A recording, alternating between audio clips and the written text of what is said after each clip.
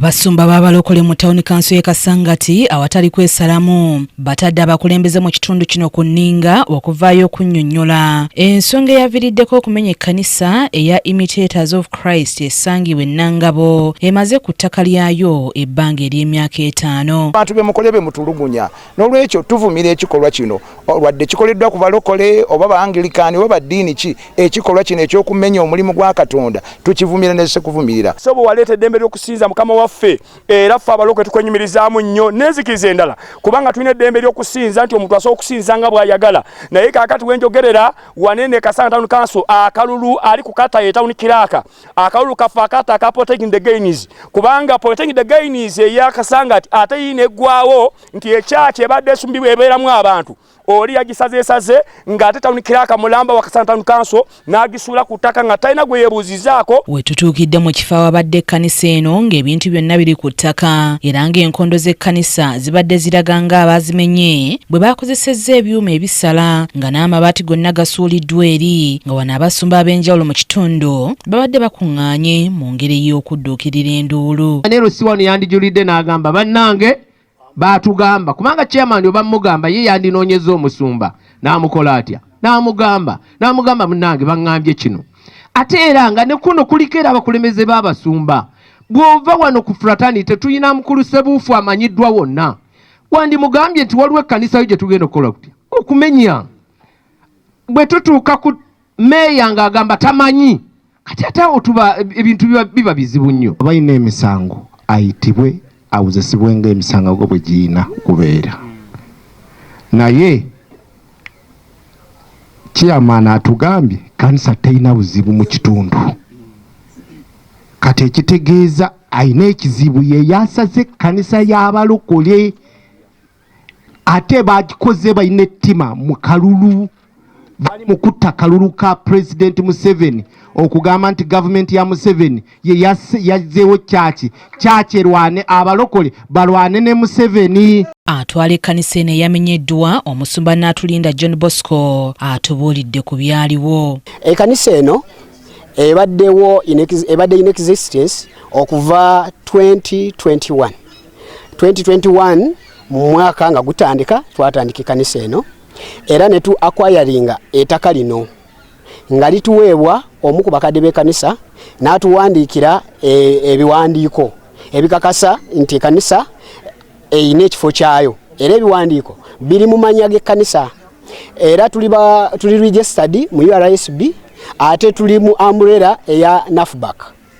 Tuzze tulwana okulaba nga tufuna eddembe lyaffe ery'okusinza naye lumu ndowooza yalabye nga tulemeddeko n'asalawo ayite mu Town Kiraaka nga talina gwe yeebuuzizaako nga tatutegeezeza twagenda kutuuka wano ng'emiti gyonna gye twali twateekangawo ne tusabira mu wansi nga gyonna baagisazeesaze omuti ng'omuntu aguggwako kiyiifuyiifu n'agusala ebutundutundu ng'alinga agamba nti singa nyini kuteekawo omuti guno musanzeewo nandi musaze. Ono alumiriza omu ku batuuze muliraanwa w'ekkanisa eno nti aludde ebbanga ng'amulaalika nga bw'atagenda kukkiriza kkanisa kumuliraana ng'era ono amuteebereza okubeera emabega wa byonna ebyabaddewo ku kkanisa eno. Nga waliwo omusajja omu ayitibwa Kiggundu nga musiraamu nga neighbor w'ettaka lyaffe ery'ekkanisa eyalayira n'agamba mbuye tasobola kusembererwa kkanisa ava mu layini ey'abawambogo embago ekawempe nga bo tebakkiriza kusembererwa kkanisa ate tebakkirizibwa kusemberera pork joint naye mu bibiri ku kkanisa ne pork joint ye waakiri alondawo pork joint nebanga ye musemberedde okusinga okusembererwa ekkanisa. Ensonga ye gyayina mbu tujja kubuulira enjira abaana be balokoke ate ekyo haramu haramaina. Abasumba bano mu ngeri ey'obumu basonze ensimbi okulaba nga bazzaawo ekkanisa eno era bategeezezza nti eno yakuddawo bunnambiro. Bulungi tuzzaawo kkanisa ffe twazze kuzzaawo kkanisa tuzzaawo kkanisa buli ky'olina kireete ne bw'oba oyina 10 luleete ne bw'oba oyina 10 luleete tuzimba kkanisa Mukama abakole bulungi mugyaleeta okuzimba omubiri guno Katonda anaawe akuzimba omwaka guno mu linnya lya Yesu. tuli mu kuzimba kanisa kyoyina kireeta eno kye kitundu ku mulimu gw'otuyitidde okukola. Naffe tuzze ng'abaweereza mu provinsi y'e Wakiso nga tusimba omulimu guno gwabadde gumenyeddwa.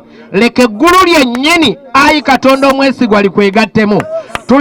Tulisimba omulimu guno mu linnya lya Kitaffe n'Omwana n'Omwoyo Omutukuvu, tugambe ekkanisa eno eyimirire. Bano beetadde mu ddene ne boolekera ku yafeesi za Town Council okubuuza ensonga eyamenyesezza ekkanisa eno. Eddembe ly'okusinza lyavuddewo nti kakati Town Clerk ku Town Council ajja n'atematema ekyaki nga talina kibaluwa kyatuwadde. Tugenza okkeera ku makya nga ekkanisa yaffe gye tusinzizaamu nga baagisazeesaze nga baagitemyetemye. Afaafagana n'ekkanisa naffe abasumba tugenda faafagana naye. Pulezidenti waffe Museveni tukukubira omulanga nti eddembe lyaffe lye watuwa kaakati ate batandise okuba nga balirinnyiridde. Mu ngeri y'emu bano olwaleero era batuukiridde omumyuka wa RDC wa Wakiso atwala ekitundu kya Kyaddondo East Kigongo Juma ng'ono abasuubizza nga bw'agenda okutuuza olukiiko lw'abakulembeze okumanya obuzibu bwe bwavudde. Bulungi bulijjo nti wabeerawo demolition, eviction, tubeera ne court orders. Ate court orders ziba cleared by security committee bye tutannafuna ffe nga office ya RDC. So kyannaku kyabaddewo ffe nga office ya RDC tumaze okukkaanya ne bano bapasita n'enkubira Town Clerk ne tugenda kusinkana ku lunaku lwokusatu nga 7 essaawa 4 okuwulira buli side lwaki kyaki yamenyeddwa, kubanga ebintu ebime naddala kyaki tasobola kumenyebwa mu ngeri efaanana bwetyo.